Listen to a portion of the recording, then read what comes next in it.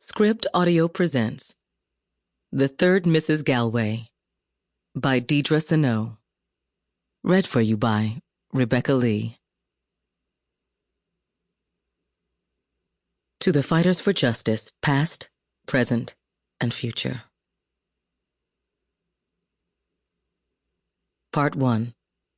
Utica, New York, October 1935.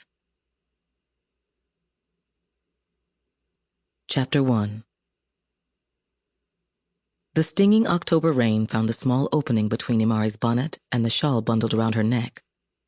Water slid down her skin, soaking her blouse all the way to the waistband of her skirt and inched across her protruding belly. She felt heavy, weighed down by the miles and the baby inside her. It kicked and stretched in seeming complaint. Poor Mike gotta be feeling bad as me, she thought. Her son looked miserable too, but he kept on. It was a lot to put on a boy of 10.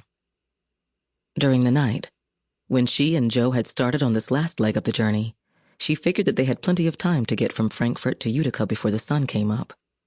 At least, that was the way it looked on the map. All these months, she had carried herself and the infant inside her through muddy swamps, over mountains, and into the thickest woods.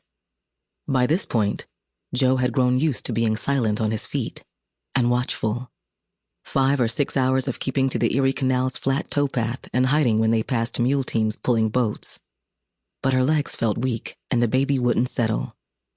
Now there was a new pain in her abdomen that prickled her worry. They had to get inside, and soon. The day had brought purple-black clouds and cold showers. As they reached the outskirts of the town, the wind picked up.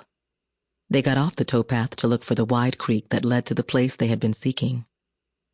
Only a few dozen steps off the canal, she noticed the last inch of a burning candle in the back window of a small 2-story building. That must be the place the Frankfurt man said to go, she thought. She pressed her hand down on the new ache. Feel like I only got one more stop in me. Once I sit down, I won't be getting up. She decided it would be better to risk it and be at the place where she and her husband, Elimas, had agreed to meet if they got separated. The thought of him made her heart feel like a rope had been drawn around it. Nothing to do now but get to the Galways' property. Joe bent to pull his boot out of the mud. She stepped between him and the window. "The Baloo Creek," she said, pointing back toward the water. "Ain't that a peculiar name?" He looked grim. A gust of wind pushed her back on her heels. She grabbed her son to steady herself. Just a week ago, she wouldn't have faltered. Sample complete. Ready to continue?